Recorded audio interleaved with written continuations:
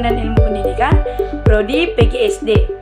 Di sini saya akan menjelaskan tentang gelombang cahaya dan bunyi oleh dosen Ibu Dian Bulansari, SPD, MPD. Nah, yang pertama saya akan menjelaskan tentang pengertian gelombang cahaya. Gelombang adalah getaran yang merambat. Cahaya merupakan salah satu bentuk energi yang dapat kita lihat dan kita rasakan pengaruhnya. Sehingga gelombang cahaya adalah radiasi gelombang elektromagnetik yang dapat dideteksi oleh mata manusia dan dirasakan pengaruhnya. Sifat-sifat gelombang cahaya terbagi atas 4 bagian.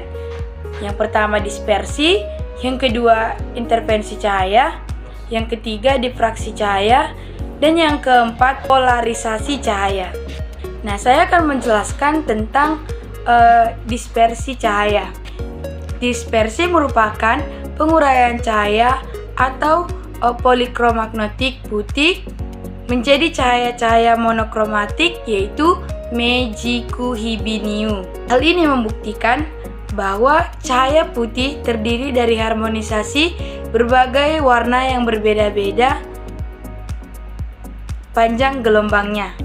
Nah, yang kedua, interferensi cahaya adalah paduan dua gelombang atau lebih menjadi suatu gelombang baru.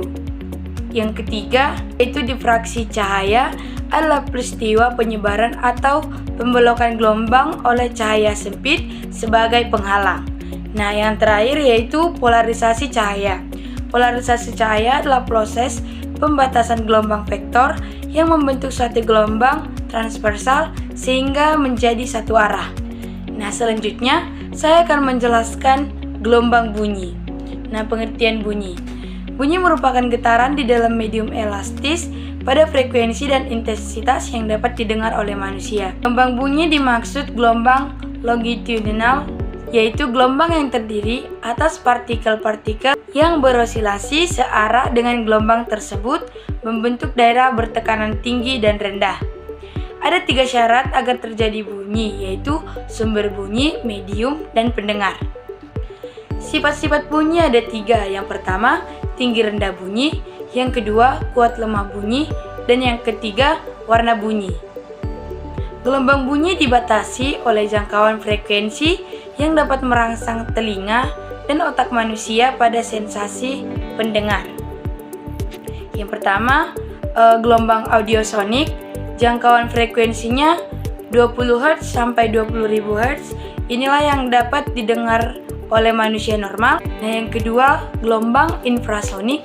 Jangkauan frekuensinya lebih kecil dari 20 Hz yang dapat didengar oleh paus, gajah, dan badak. Nah, yang terakhir yaitu gelombang ultrasonik. Jangkauan frekuensinya lebih besar dari 20.000 Hz yang dapat didengar oleh kelelawar, lumba-lumba, anjing, dan kucing. Efek Doppler. Perubahan frekuensi gerak gelombang yang disebabkan gerak relatif antara sumber dan pengamat disebut efek Doppler. Contohnya, ketika kita mendengar dari 2 arah yang berbeda, itulah yang disebut sebagai efek Doppler, yang mana frekuensi yang terdengar akan lebih tinggi dari frekuensi yang dihasilkan sumber. Cepat rambat bunyi. Kecepatan bunyi tergantung pada transmisi oleh mediumnya. Bunyi dapat ditransmisikan oleh air atau material lain sebagai mediumnya.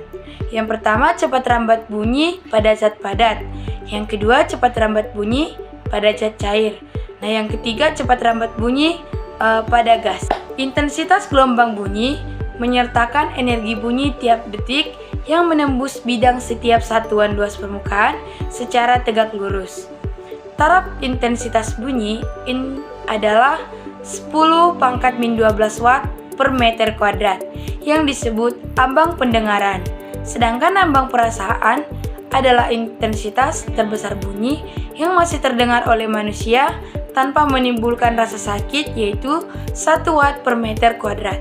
Sekian video dari saya tentang gelombang cahaya dan bunyi. Semoga video yang saya buat ini bermanfaat untuk kita semua. See you!